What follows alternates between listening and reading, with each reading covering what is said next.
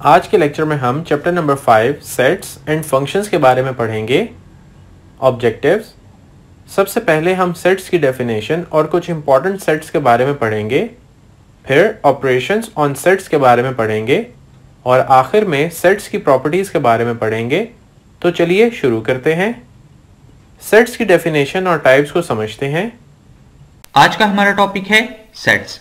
सबसे पहले हम सेट्स की डेफिनेशन को डिस्कस करते हैं। Set well defined distinct objects और सिंबल की कलेक्शन को कहते हैं। ये तमाम ऑब्जेक्ट्स इसके मेंबर्स या एलिमेंट्स कहलाते हैं। अब हम डिफरेंट सेट्स और उनकी नोटेशंस को रिकॉग्नाइज करते हैं। सबसे पहले है set of natural number. Set of natural number को n के साथ डिनोट किया जाता है और मैथमेटिकली इसे इस फॉर्म में लिखा जाता है। Set of whole number. Set of whole number को w के साथ डिनोट किया जाता है और मैथमेटिकली इसे इस फॉर्म में लिखा जाता है। Set of integers. Set of integers को z के साथ डिनोट किया जाता है और मैथमेटिकली इसे इस तरह लिखा जाता है। Set of prime numbers. Set of prime numbers को p के साथ डिनोट किया जाता है और मैथमेटिकली इसे इस फॉर्म में लिखा जाता है। Set of odd numbers. Set of odd numbers को o के साथ डिनोट किया जाता है और मैथमेटिकली इसे इस फॉर्म में लिखा जाता है। Set of even numbers. Set of even numbers को e के साथ डिनोट किया जाता है और मैथमेटिकली इसे इस फॉर्म में लिखा जाता है। Set of rational numbers. Set of rational numbers को q के साथ डिनोट किया जाता है और मैथमेटिकली इसे इस फॉर्म में लिखा जाता है। Set of irrational numbers. Set of irrational numbers को q से डिनोट किया जाता है और मैथमेटिकली इसे इस फॉर्म में लिखा जाता है। Set of real numbers. Set of real numbers को r से डिनोट किया जाता है। अगर रैशनल और इर्रेशनल तमाम नंबर्स को मिला लिया जाए तो हमारे पास रियल नंबर्स का सेट हासिल होता है। इसको मैथमेटिकली हम इस तरह से लिख सकते हैं। इस वीडियो में हम सेट्स के ऑपरेशंस के बारे में पढ़ेंगे। इसमें यूनियन, इंटरसेक्शन, डिफरेंस और कंप्लीमेंट शामिल हैं। सबसे पहले यूनियन देखते हैं। दो सेट्स A और B का यूनियन इस तरीके से डिनोट किया जाता है और इसे ऐसे पढ़ा जाता है A union B। A union B को मैथमेटिकली इस तरह से शो किया जाता है और इसका मतलब ये है कि एक ऐसा सेट जिसमें मौजूद एलिमेंट्स सेट A और सेट B या दोनों में मौजूद हों। For example, set A is equal to 2, 3, 5, 7 and set B is equal to 3, 5, 8। तो इसका यूनियन A यूनियन B होगा। A union B is equal to 2, 3, 5, 7, 8। यानी A यूनियन B में वो सब एलिमेंट्स होंगे जो सेट A और सेट B में मौजूद हैं और जो एलिमेंट्स रिपीट हो रहे हैं इन्हें हम एक बार ही लिखेंगे। अब हम इंटरसेक्शन को पढ़ेंगे। दो सेट्स के इंटरसेक्शन को इस तरीके से डिनोट किया जाता है A इंटरसेक्शन B। यानी A इंटरसेक्शन B एक ऐसा सेट है जिसमें दोनों सेट्स के कॉमन एलिमेंट्स मौजूद हैं। यानी अगर 4 A इंटरसेक्शन B का मेंबर है तो ये सेट A का भी मेंबर है और सेट B का भी मेंबर है, क्योंकि 4 इन दोनों सेट्स में कॉमन है। For example, set A is equal to 2, 3, 5, 7 and set B is equal to 3, 5, 8। तो A इंटरसेक्शन B होगा 3, 5, क्योंकि 3 और 5 दो ऐसे एलिमेंट्स हैं जो दोनों सेट्स में कॉमन हैं। अब हम दो सेट्स के डिफरेंस को पढ़ेंगे। सेट A और सेट B के डिफरेंस को इस तरह से डिनोट किया जाता है और इसमें वो तमाम एलिमेंट्स मौजूद होते हैं जो सेट A में मौजूद हों और सेट B में मौजूद ना हो। यानी A डिफरेंस B में सिर्फ वो एलिमेंट्स होंगे जो सेट B में मौजूद ना हो। For example, set A is equal to 2, 3, 5, 7 and set B is equal to 3, 5, 8। तो A डिफरेंस B होगा 2, 7। सिर्फ दो एलिमेंट्स 2 और 7 हैं जो कि सेट A में मौजूद हैं और सेट B में मौजूद नहीं है। अब अगर हमें B डिफरेंस A मालूम करना हो तो B डिफरेंस A में वो तमाम एलिमेंट्स होंगे जो B में मौजूद होंगे लेकिन सेट A में मौजूद नहीं होंगे। B difference A is equal to 8। B difference A में सिर्फ एक एलिमेंट 8 होगा, क्योंकि सेट B में सिर्फ एक एलिमेंट ऐसा है जो सेट A में मौजूद नहीं है। इसका मतलब ये हुआ कि A difference B is not equal to B difference A। इसलिए इस ऑपरेशन में सेट्स की तरतीब बहुत इंपॉर्टेंट है। फोर्थ ऑपरेशन जो हम इस वीडियो में डिस्कस करेंगे वो है कंप्लीमेंट। सेट A के कंप्लीमेंट को हम A प्राइम या AC से जाहिर करते हैं और इसमें वो तमाम एलिमेंट्स मौजूद होते हैं जो सेट A में मौजूद नहीं होते। फॉर एग्जाम्पल, हमारे पास एक सेट U है और सेट A सेट U का सबसेट हो तो A प्राइम बनेगा। U set is equal to 1, 2, 3 up to 10 10, A 2 3 5 7। तो A का कम्प्लीमेंट हमारे पास सेट U और सेट A का डिफरेंस होगा जो कि 1 4 6 8 9 10 के इक्वल होगा। क्योंकि 2 3 5 और 7 सेट A में मौजूद हैं, इसलिए ये एलिमेंट्स A कम्प्लीमेंट में इंक्लूड नहीं होंगे। उम्मीद है कि आपने सब कॉन्सेप्ट्स अच्छे से समझ लिए होंगे। अब आप इससे रिलेटेड क्वेश्चन सॉल्व करें। हम मिलते हैं इस ब्रेक के बाद। उम्मीद है कि आपने सब क्वेश्चंस हल कर लिए होंगे।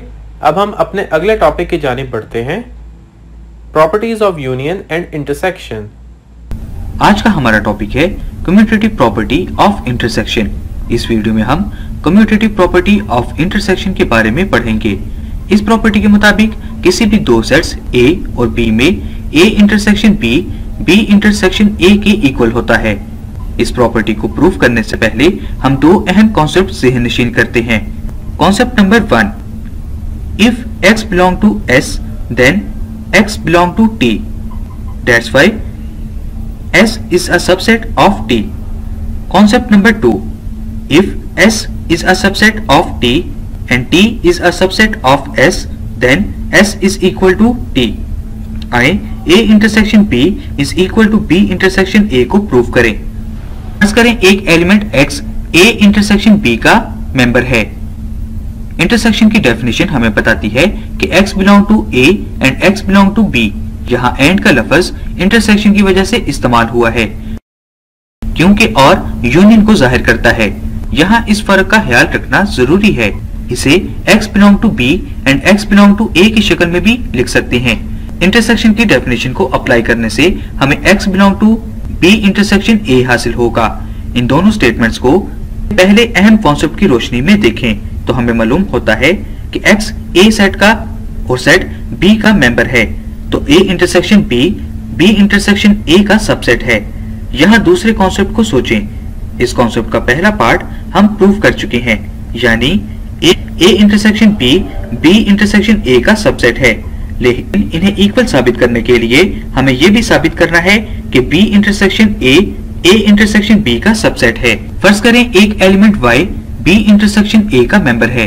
बिल्कुल पहले की तरह इंटरसेक्शन की डेफिनेशन को अप्लाई करने और मजीद हल करने से हमें Y belong to A intersection B हासिल होता है। लिहाजा यहाँ से B intersection A intersection B का सबसेट हासिल होगा।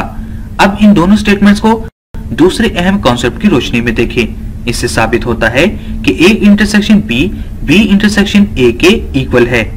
आइए इस प्रॉपर्टी को वेरीफाई करते हैं। फर्ज करें सेट A बराबर है 1 2 3 अप टू 10 के, सेट B बराबर है 3 6 9 12 15 और 18 के। अब A इंटरसेक्शन B का मतलब है सेट A और सेट B के कॉमन एलिमेंट्स। इन सेट्स में 3 6 और 9 कॉमन है, लिहाजा A इंटरसेक्शन B का सेट 3 6 और 9 होगा।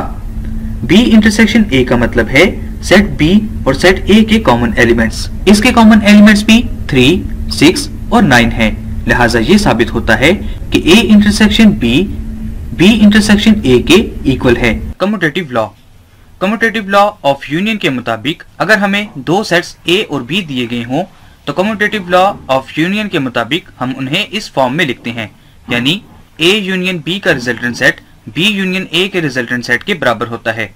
सबसे पहले हम कम्यूटेटिव लॉ की लेफ्ट हैंड साइड को डिस्कस करेंगे। इसके बाद राइट हैंड साइड को डिस्कस किया जाएगा और देखा जाएगा कि क्या ये दोनों साइड्स आपस में बराबर हैं या नहीं। इसके लिए हम एक एग्जाम्पल कंसिडर करते हैं। एग्जाम्पल में हमें दो सेट्स A और B दिए गए हैं। जब हम कम्यूटेटिव लॉ ऑफ यूनियन की लेफ्ट हैंड साइड को लेते हैं तो लेफ्ट हैंड साइड में हम पहले A सेट लिखेंगे, यूनियन B सेट लिखा जाएगा। जब हम इन दोनों सेट्स का यूनियन लेंगे तो हमें ये रिजल्टेंट सेट हासिल होगा। अब हम कम्यूटेटिव लॉ की राइट हैंड साइड को डिस्कस करते हैं, जिसके लिए सबसे पहले B सेट को लिखा जाएगा, यूनियन A सेट को लिखा जाएगा। जब हम दोनों सेट्स का यूनियन लेंगे तो हमें ये रिजल्टेंट सेट हासिल होगा, जिससे ये बात वेरीफाई हो जाती है कि कम्यूटेटिव लॉ की दोनों साइड्स आपस में बराबर होती हैं। अब हम कम्यूटेटिव लॉ ऑफ इंटरसेक्शन को डिस्कस करते हैं, जिसकी हम लेफ्ट हैंड साइड को पहले डिस्कस करेंगे। इसके लिए हम एक एग्जाम्पल कंसिडर करते हैं। एग्जाम्पल में हमें दो सेट्स A और B दिए गए हैं। सबसे पहले हम A सेट को लिखेंगे, इसके बाद इंटरसेक्शन का साइन आएगा और फिर बी सेट को लिखा जाएगा। जब हम दोनों सेट्स का इंटरसेक्शन लेंगे तो दोनों सेट्स में मौजूद कॉमन एलिमेंट्स को लिखा जाएगा। यानी सबसे पहला एलिमेंट होगा 3, 5, 7 एंड 9, जिससे हमें लेफ्ट हैंड साइड का रिजल्टेंट सेट हासिल हो जाएगा। अब हम कम्यूटेटिव लॉ ऑफ इंटरसेक्शन की राइट हैंड साइड को डिस्कस करते हैं, जिसके लिए अगेन हम एक एग्जांपल कंसीडर करेंगे। एग्जांपल में हमें दो सेट्स ए और बी दिए गए हैं। सबसे पहले हम बी सेट को लिखेंगे, इसके बाद इंटरसेक्शन का साइन आएगा और फिर ए सेट को लिखा जाएगा। दोनों सेट्स का जब इंटरसेक्शन लिया जाएगा तो दोनों सेट्स में मौजूद कॉमन एलिमेंट्स को लिखा जाएगा। यानी सबसे पहला एलिमेंट होगा 3, 5, 7 एंड 9, जिससे हमें राइट हैंड साइड का रिजल्टेंट सेट हासिल हो जाएगा, जिससे ये बात वेरीफाई होती है कि कम्यूटेटिव लॉ ऑफ इंटरसेक्शन की दोनों साइड्स आपस में बराबर होती हैं। Verification of associative laws with respect to union. सबसे पहले हम यूनियन ऑन सेट की डेफिनेशन को डिस्कस करते हैं। अगर हमें तीन सेट्स ए, बी और सी दिए गए हों तो associative law with respect to union के मुताबिक हम इन सेट्स को इस फॉर्म में लिखेंगे। हमेशा याद रखिए कि जब भी हमें तीन सेट्स का यूनियन फाइंड करना हो तो सबसे पहले दो सेट्स का यूनियन फाइंड किया जाता है और इस रिजल्टेंट सेट का फिर तीसरे सेट के साथ यूनियन लिया जाता है।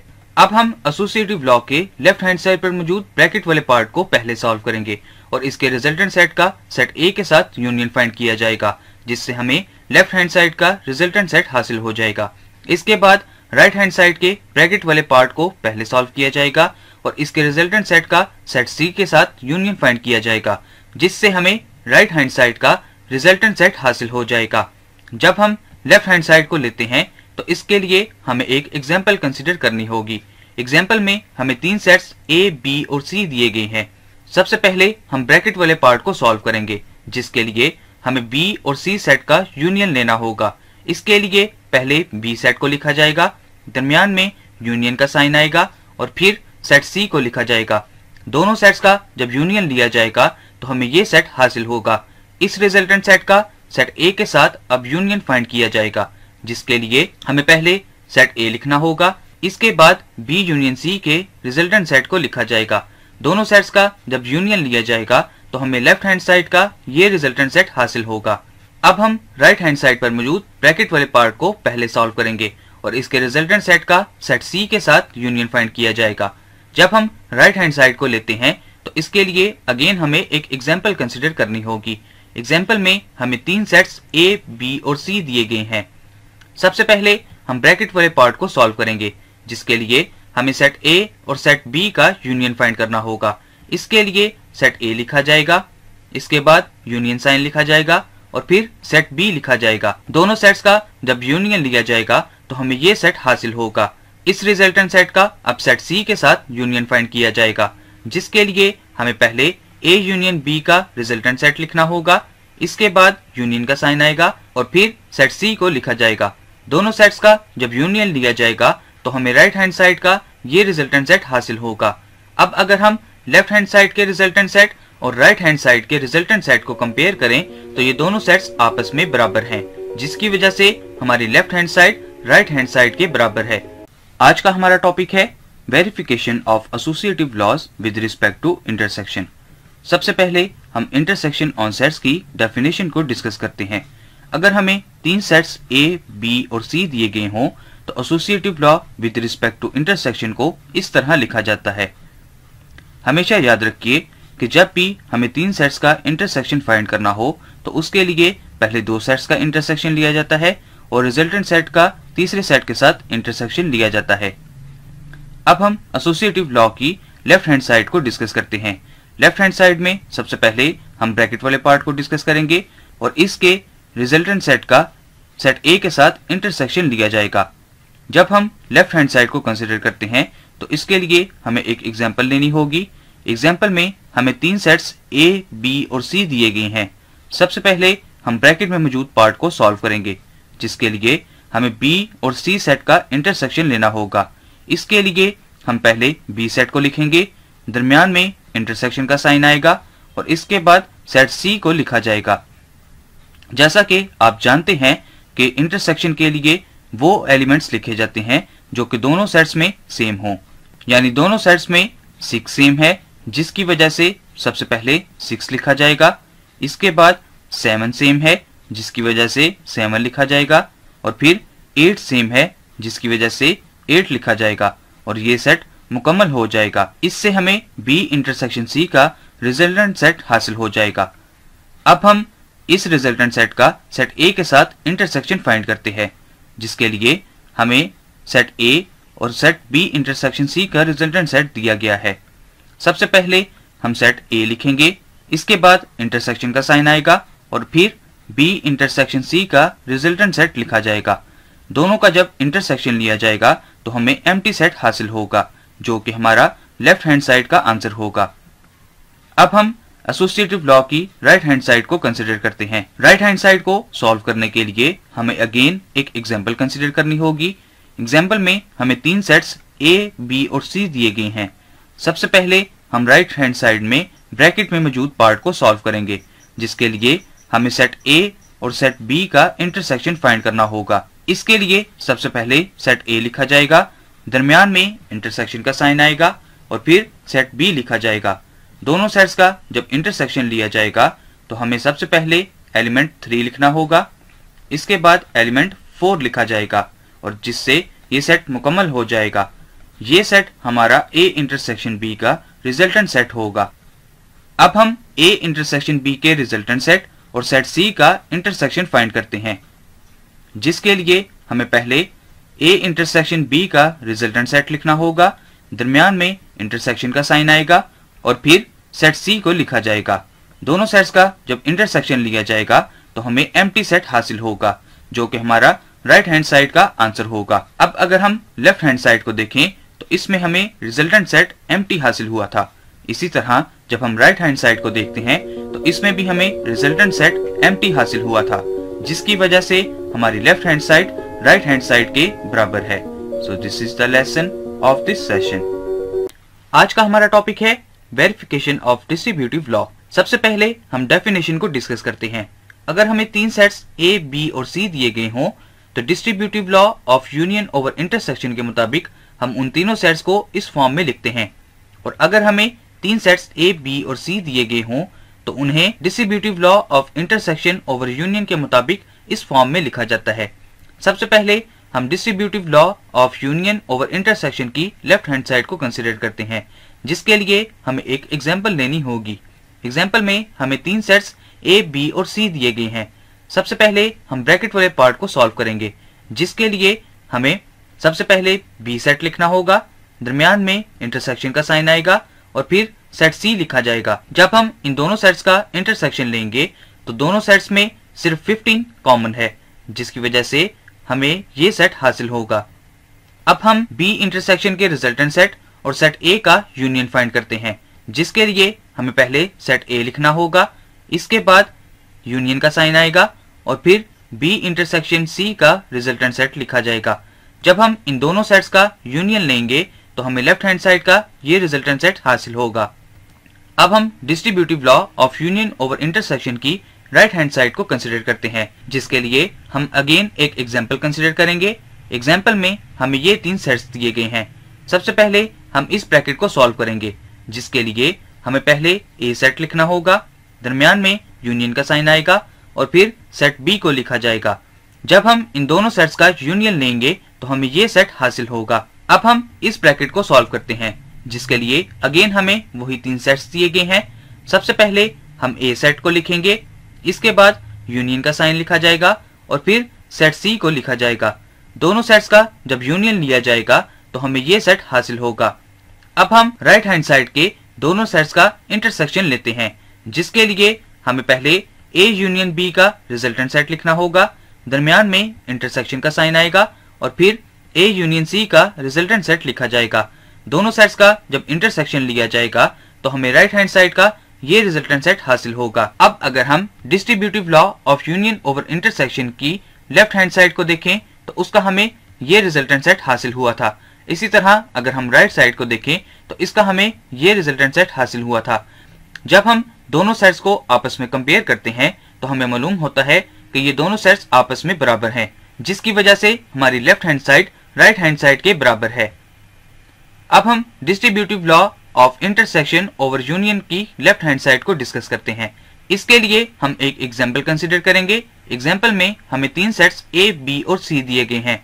सबसे पहले हम ब्रैकेट वाले पार्ट को सॉल्व करेंगे, जिसके लिए हमें सबसे पहले बी सेट लिखना होगा, दरमियान में यूनियन का साइन आएगा और फिर सेट सी को लिखा जाएगा। दोनों सेट्स का जब यूनियन लिया जाएगा तो हमें ये सेट हासिल होगा। अब हम बी यूनियन सी के रिजल्टेंट सेट और सेट ए का इंटरसेक्शन फाइंड करेंगे। इसके लिए हमें दोनों सेट्स के कॉमन एलिमेंट्स को एक अलहदा सेट में लिखना होगा।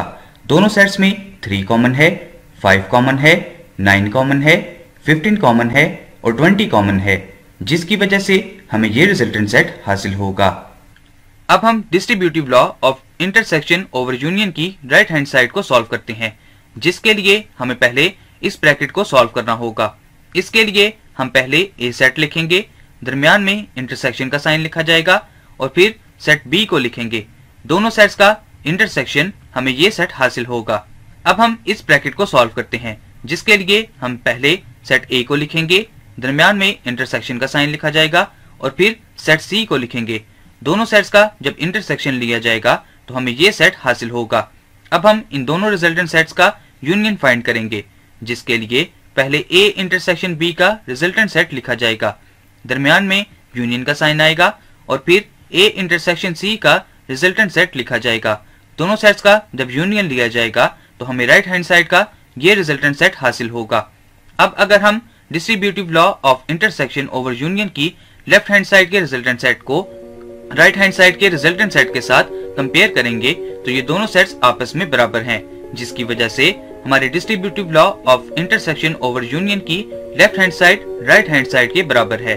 सो this is the lesson of this session.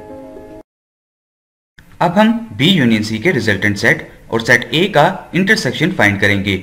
इसके लिए हमें दोनों सेट्स के कॉमन एलिमेंट्स को एक अलहदा सेट में लिखना होगा। दोनों सेट्स में 3 कॉमन है, 5 कॉमन है, 9 कॉमन है, 15 कॉमन है और 20 कॉमन है, जिसकी वजह से हमें ये रिजल्टेंट सेट हासिल होगा। आज का हमारा टॉपिक है डिमॉर्गन्स लॉ। सबसे पहले हम डिमॉर्गन्स लॉ की डेफिनेशन को डिस्कस करते हैं। अगर हमें एक यूनिवर्सल सेट U और 2 उसके सबसेट्स A और B दिए गए हों तो डिमॉर्गन्स लॉ के फर्स्ट पार्ट के मुताबिक A सेट और B सेट के यूनियन का whole complement A complement intersection B complement के बराबर होता है, जबकि दूसरे पार्ट के मुताबिक A सेट और B सेट के इंटरसेक्शन का होल कम्प्लीमेंट सेट A के कम्प्लीमेंट यूनियन सेट B के कम्प्लीमेंट के बराबर होता है। यहाँ पर एक बात ज़हन नशीन कर लीजिए कि A यूनियन B के होल कम्प्लीमेंट से मुराद U difference A union B है, यानी सेट U के वो एलिमेंट्स जो A यूनियन B के सेट में मौजूद नहीं हैं। अब हम डिमॉर्गन्स लॉ के फर्स्ट पार्ट की लेफ्ट हैंड साइड को डिस्कस करेंगे, जिसके लिए हम एक एग्जांपल कंसीडर करेंगे। एग्जांपल में हमें 2 सेट्स A और B और तीसरा सेट यूनिवर्सल सेट दिया गया है। सबसे पहले हम ब्रैकेट में मौजूद पार्ट को सॉल्व करते हैं, जिसके लिए हम पहले सेट A को लिखेंगे, इसके साथ यूनियन का साइन लिखा जाएगा और फिर हम सेट B को लिखेंगे। दोनों सेट्स का जब यूनियन लिया जाएगा तो हमें ये रिजल्टेंट सेट हासिल होगा। अब हम A यूनियन B के सेट का कंप्लीमेंट फाइंड करते हैं, जिसके लिए हम यूनिवर्सल सेट और A यूनियन B के सेट का डिफरेंस फाइंड करेंगे। दोनों सेट में 1 मौजूद है, 2, 3, 4, 5, 6 और 7 मौजूद हैं, जिसकी वजह से दोनों सेट्स का डिफरेंस ये सेट होगा। अब हम डिमॉर्गन्स लॉ की फर्स्ट पार्ट की राइट हैंड साइड को डिस्कस करते हैं, जिसके लिए सबसे पहले हम एक एग्जांपल कंसीडर करेंगे। एग्जांपल में हमें 2 सेट्स A और B दिए गए हैं, जबकि तीसरा सेट यूनिवर्सल सेट दिया गया है। सबसे पहले हम A कम्प्लीमेंट को फाइंड करते हैं, जिसके लिए हम पहले यूनिवर्सल सेट को लिखेंगे, इसके बाद डिफरेंस के साइन को लिखा जाएगा और फिर सेट A को लिखा जाएगा। दोनों सेट्स का डिफरेंस हमें ये सेट हासिल होगा, 1, 3, 5, 7, 8, 9 एंड 10। अब हम B कम्प्लीमेंट फाइंड करते हैं, जिसके लिए सबसे पहले हम यूनिवर्सल सेट को लिखेंगे, इसके बाद डिफरेंस का साइन लिखा जाएगा और फिर सेट B को लिखा जाएगा। दोनों सेट्स में 1, 2, 3, 4, 5, 6, 7 मौजूद हैं, जिसकी वजह से दोनों सेट्स का डिफरेंस 8, 9 और 10 होगा।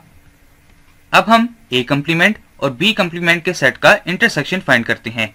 दोनों सेट्स का जब इंटरसेक्शन लिया जाएगा तो इसके कॉमन एलिमेंट्स को लिखा जाएगा, यानी 8, 9 और 10, जिससे हमें यह सेट हासिल होगा। अब अगर हम डिमॉर्गन्स लॉ के फर्स्ट पार्ट की लेफ्ट हैंड साइड के रिजल्टेंट सेट और राइट हैंड साइड के रिजल्टेंट सेट को कंपेयर करें तो ये दोनों सेट्स आपस में बराबर हैं, जिसकी वजह से हमारी left hand side right hand side के बराबर है। अब हम डिमॉर्गन्स लॉ के सेकंड पार्ट को डिस्कस करते हैं, जिसकी सबसे पहले हम लेफ्ट हैंड साइड को डिस्कस करेंगे। लेफ्ट हैंड साइड के लिए हम एक एग्जाम्पल कंसिडर करते हैं।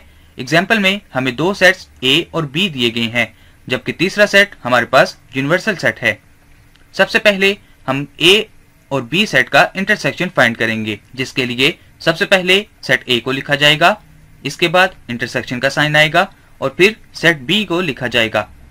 दोनों सेट्स में 2, 3 और 6 कॉमन है, जिसकी वजह से हमें A इंटरसेक्शन B का ये सेट हासिल होगा।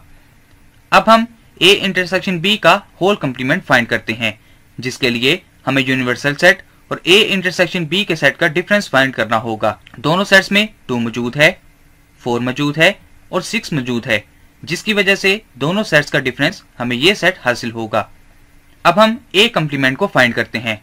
A कंप्लीमेंट के लिए सबसे पहले यूनिवर्सल सेट को लिखा जाएगा, इसके बाद डिफरेंस का साइन आएगा और फिर A सेट को लिखा जाएगा। दोनों सेट्स में 1 मौजूद नहीं है, जबकि 2 मौजूद है, 3 मौजूद नहीं है, 4 मौजूद है, 5 मौजूद नहीं है, 6 मौजूद है और इसी तरह 7, 8, 9 और 10 भी सेट A में मौजूद नहीं है, जिसकी वजह से हमें दोनों का डिफरेंस ये सेट हासिल होगा।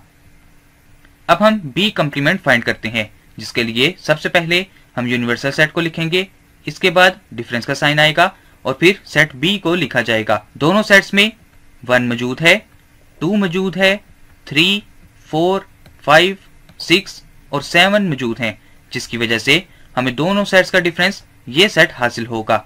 अब हम A कंप्लीमेंट और B कंप्लीमेंट के सेट्स का यूनियन फाइंड करेंगे, जिसके लिए हम सेट्स को इस फॉर्म में लिखेंगे। दोनों सेट्स का जब यूनियन लिया जाएगा तो हमें ये रिजल्टेंट सेट हासिल होगा।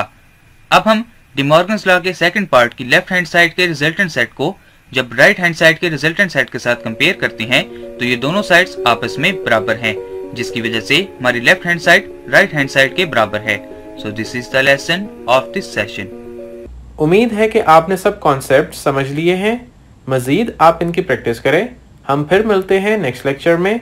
तब तक के लिए अल्लाह हाफ़िज़।